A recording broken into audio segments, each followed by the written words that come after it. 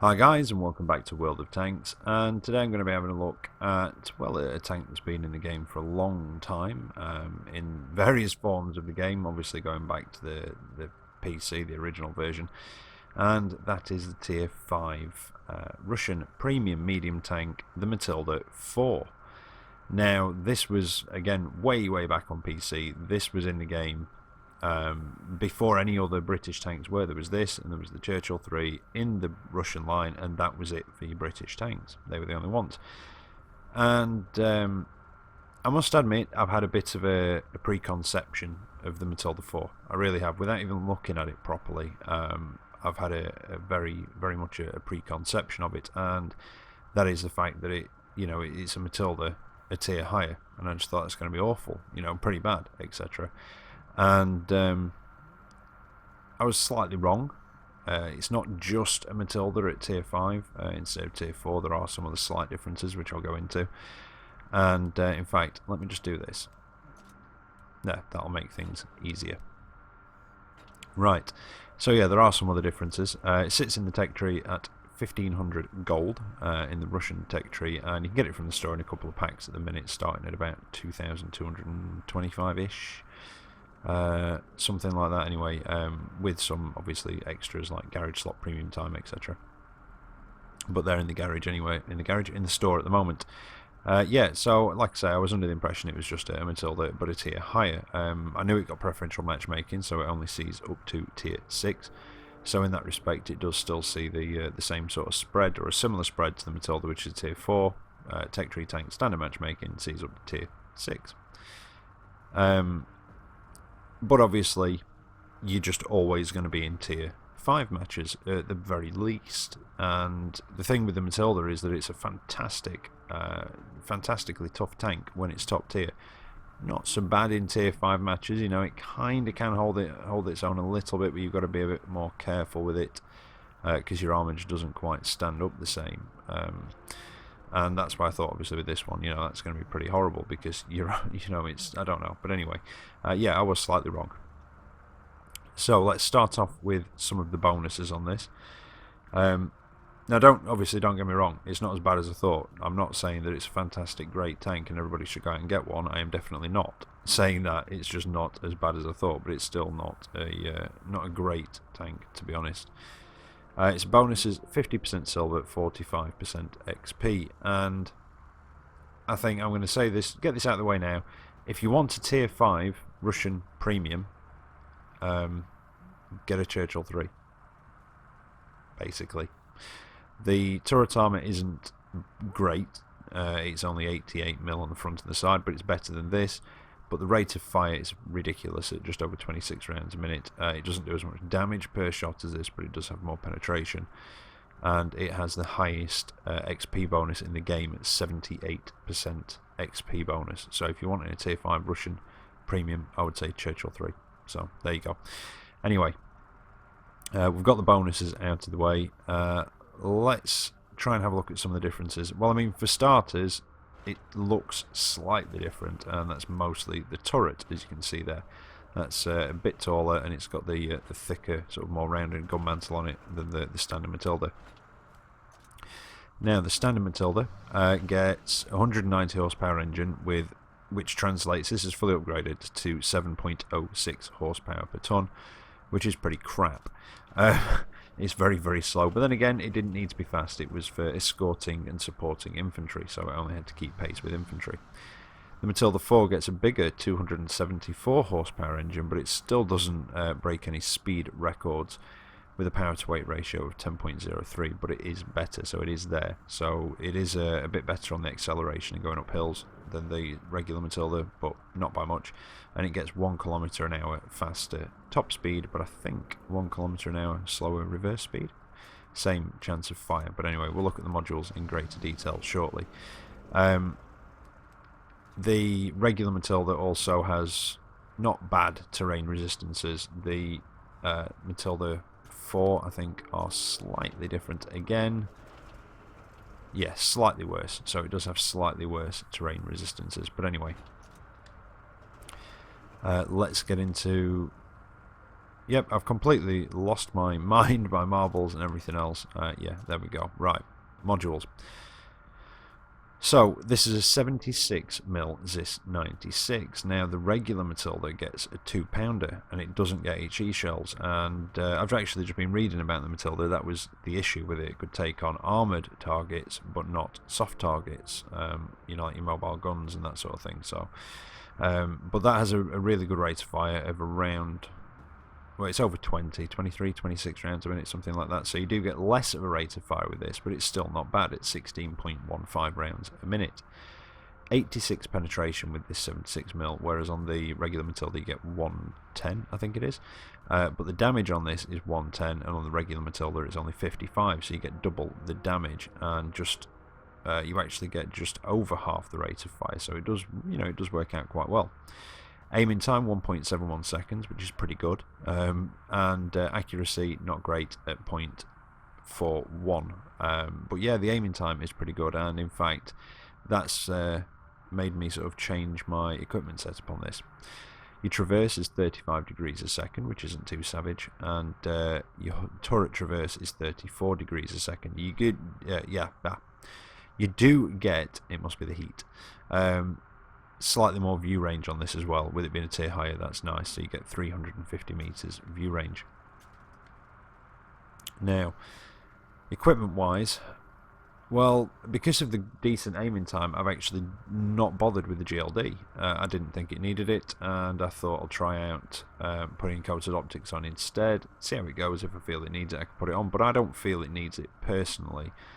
And I've actually gone for the coated optics to increase your view range, because you are better on the flanks in this and keeping your distance a bit more, because obviously your armour isn't as effective at tier 5 as it would have been at tier 4. I've gone for the gun rammer to improve the rate of fire, which is already quite good anyway, and I've gone for the vents as well just to improve everything else. So that's my setup, and it seems to be working alright, to be honest. I'm getting a few assist damages from spotting people earlier, so yeah, it's not too bad. Supplies wise, your armour piercing rounds 56, APCR 2400, and your high explosive are 56. Now, I've not bothered with any HE. Whether you want to take any or not, it's up to you, and I've just gone for the boring standard consumables on it because, well, I'm just doing it for the review really. Now, crew skills, I've actually put a crew out of my motherland, which I'm training up for one of the tier 10 mediums, either the T62A or the other one, I can't remember what it is. So, to be honest, I'd say you can't really go far wrong with that. Brothers in Arms, Sixth Sense, repairs, situational awareness, and I mean, I've got off-road driving on there, and I'm retraining camo up, and I'm probably going to put something else on instead of that anyway. But maybe not off-road driving, maybe clutch braking, although I don't know, I think possibly off-road driving might be prudent anyway. Maybe even smooth ride as well, because it's not bad at firing on the move with it being quite slow.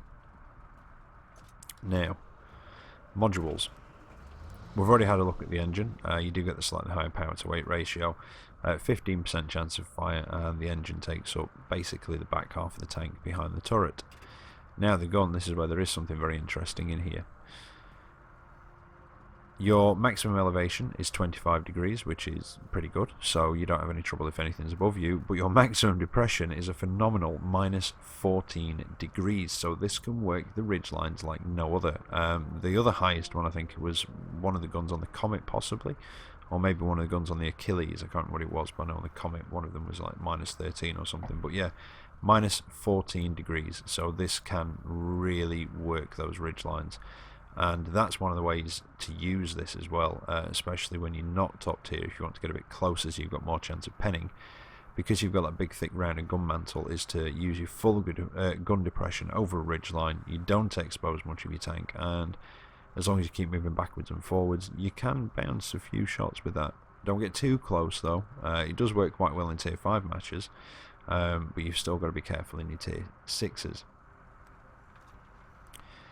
Tracks, you do have the gaps in the middle like you do on the regular Matilda with the angled armour just inside, and your terrain resistances are slightly worse than the regular Matilda, but these are 1.03, 1.26 and 2.29.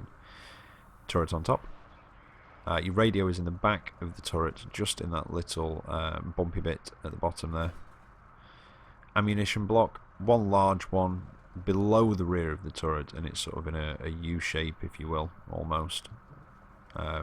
So yeah, if you want to be taking the ammunition out, basically aim for either above or below or at the middle hole in the tracks. So that's quite a nice indicator of where you want to aim. So just above it, just below it, or at it, to hit the ammo racks. And your crew members, you've got 3 squashed up in the turret there. Your commander, your gunner and your loader, and then the driver down in the hull centre. Now, armour values. Again, I think these are the same as the regular Matilda, I'm pretty sure they are. Hull armour 75 on the front, 70 on the sides, 55 on the rear, and the turret is 75 all round. Now there is a bit of a difference here on the front of this, which I'll look at in a second. In fact, no, I'll show you now. You see the frontal armour there, how it is just basically straight across from track to track. Now if I go to the regular Matilda and go to the armour value, you can see there, yep, even though there it looks like it's a solid piece track to track, if you actually go into it, it isn't. There are those bits that are not there, and it, you know, I don't know if that would help, but there is slightly thinner armour behind there, so you'd have to aim very, very left, sort of just next to the track, and that is a slight weak spot, it seems. So those parts are not on the damage module, and it gives it a more pointed front. That's on the regular Matilda. And also, if you notice the turret, sorry, this one is going on a bit, there are some small gaps around the gun mantle which are slightly weaker than the rest of the turret itself. That's where the Matilda IV does have a bit more of an advantage. Anyway, so yeah, straight between turret track to track, so the whole front is quite different down there, and you can see the turret front is different as well. It's quite a solid gun mantle. In fact, it kind of reminds me of the gun mantle that's on some of the other tanks, like the T52 or the T-50-2 or whatever it is. But yeah, it is a very sort of Russian gun mantle, especially with that small part where the base of the barrel goes into sort of the breech. Anyway, armour values, let's get into those. Oh, concealment as well, by the way. I'm all over the place, aren't I? Stationary is 0.26 and moving is 0.20. Now, 1 to 20 millimeters, the whole top deck, the sloping part of the back of the tank that slopes down to the rear glacis, top of the commander's hatch, and if I can see some of these colours, the tracks fall into that, and the sloped armour, you can see it just there. There is that sloped armour through those gaps in the side. That is, you know, it is armoured in there, but it is quite thin, so it is one of the places that you can attempt to get through. It just gives you a bit more of a chance at the side. 21 to 30, the actual side plates fall into that category, and I think they may class as spaced armour, but I'm not entirely sure. Your tracks do, don't forget. And I just saw a thin strip at the front. It's quite hard to see though. Yeah, you can just see there the very sides, or are they inner track plates? I don't know, but there's just some thin strips down there that are quite tricky to get on and actually see them. 31 to 50, the sides of the hull proper, so you've got to get through the side plate, the tracks, and then the actual sides of the hull, along with that angled armour just in there on the track plates. You've got the sloped part of maybe the upper glacis leading back to the well, what would be the driver's compartment, bulkhead. Yeah, driver's compartment bulkhead, not bulkhead. Yeah, definitely the heat. You've got some small strips around the gun mantle, as well as the base of the gun where it actually goes into the gun mantle from the side. 51 to 70, the rear of the tank, the rear glacis, if you will. The upper sides are actually a little bit thicker than the lower sides, but then again the lower sides have got the tracks as well. And those angle parts that go back from the hull, that's what you've got to be careful of when you're side scraping, because this is not a bad little side scraper. There is a small patch there you can see just to the left of the driver's hatch as we're looking at it, and just above, you see just underneath the gun mantle, there is that small patch of armour there as well, which is a bit thinner than the rest of it, which falls into this category, and it's basically 75 on the front of the turret, and I think 78 on the front of the hull, or 75, something like that. Anyway, but you've got the whole lower glacis, the flatter parts that cover the sort of driver's compartment or the driver's compartment bulkhead, and the entirety of the turret and the gun mantle, and the commander's hatch as well fall into that bracket. So the commander's hatch is the same thickness as the rest of it, and there you go. I mean, if you wanted to take one of these down from the front, if you can't pen it, which to be honest If you're close enough, I don't think it's going to be trouble. You know, if you're in fully upgraded tier 5, definitely not in a tier 6. But that small patch just to the left of the driver's compartment, or the driver's view hatch, unless that is his view hatch. The commander's hatch does have some slightly flatter parts on it, or if it is slightly angled, to go for those bits just above the tracks where they pull back from that flatter part there. Otherwise, just try and track it and get round the sides. But like I say, most tier 5s and tier 6s, if you're close enough, aren't going to struggle to pen one of these things. And if you're at a distance and you're not penning it, there aren't really any big enough weak spots to aim for at a bit of a distance. So try and close the gap or sling a bit of premium at it. And I don't really like saying that, but sometimes that can be your only option. But it's not going to take you too long to close the gap. They're not exactly the fastest machine on the battlefield. Anyway, I think I've about covered everything, but let's get into the gameplay and see how it actually handles. Right, so here we are for the first of the replays. There's only a couple on it, a couple of replays that I've used tonight, and sort of very average games. And yeah, just to sort of, hopefully they will show its sort of limitations and well, any of its strengths if it's got them now. Did I mention the health in the garage? Well, if I didn't, anyway, those of you that have also used the time code that I'll leave in the description. The main thing about this, obviously, quick rundown again, different gun to the normal Matilda, slightly bigger engine. The front of the turret is a slightly different armour profile, as is the front of the hull, but essentially it's the same thickness, just slightly different profile. And it's got more health. The Matilda has about 370, this has 610, which is actually at the upper sort of side of health pool for tier 5 mediums. I think the M4 Sherman, for example, has about 400 and something, if I remember rightly. I think the T14 tier 5 American Premium Heavy has about 680, 690 hit points. So with 610 hit points, this is at the upper side, like I say, of that sort of medium hit point scale, if you will. Now this one is a tier 5 match, and I can imagine before Japanese heavies came to the game, this would have played slightly differently in sort of tier 5 and tier 6 matches, because most of the stuff you come up against you'll probably be able to pen with your normal ammo at the sides and the rear. If not, your premium ammo maybe at the front if you're close enough, but I think you'd probably have to get around the flanks anyway. But the Japanese heavies you do struggle against. This one, well, I mean, the OI Experimental has something like 75mm of armour on the front. I know KVs and things like that do, but they do have a few weak spots. And again, you can switch to premium ammo, but when you're in the tier 6 matches with OIs, with their sort of 150mm of armour on the front, you've got no hope apart from to get around the side of them, or try and track them and let somebody, you know, get out of the way and let somebody else deal with it and take a bit of assist. But it was an experimental, so I did have to switch to premium ammo, but I managed to pen him just on the upper corners there. And kind of how you want to play this, you do sort of want to work the flanks if you can. I mean, it is slow, it only does 25 kilometers an hour. It's not got the best power to weight ratio, so you're going to have to kind of commit and hope that you've picked the right way, or don't advance too far in the first place and maybe go part way up the map, try and put a bit of support in or set up a defensive position, something like that. I think I mentioned in the garage that you can side scrape in this quite well, and you can, and you don't want to be too close because they can pen the front of your turret, you know, quite a few of the things you come up against if you are, you know, up close.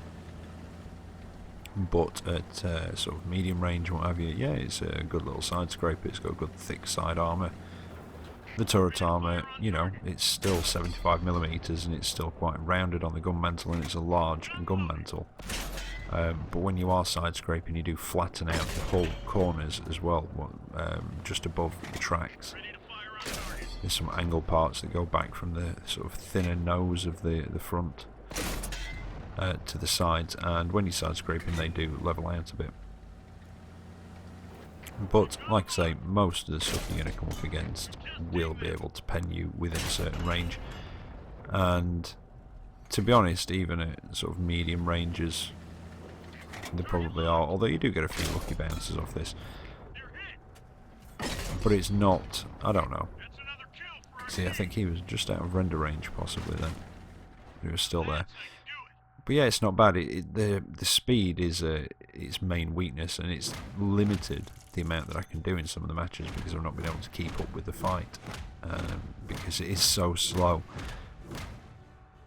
But it's, you know, it's like I say, it's not as bad as I thought it was going to be, but by no means could I say get this tank. I think it's one that, to be honest, I'd probably skip it. You know, unless you really, really want this tank, just skip it. And if you really want a tier 5 Russian premium, like I say, I'd go for the Churchill 3.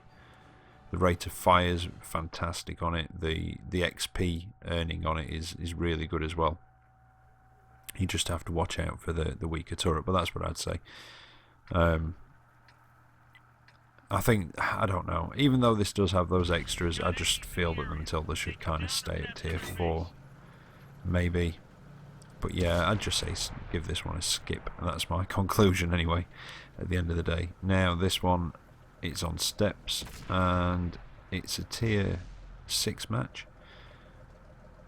Now, I have penned stuff with the regular ammunition that has kind of surprised me a couple of times, actually.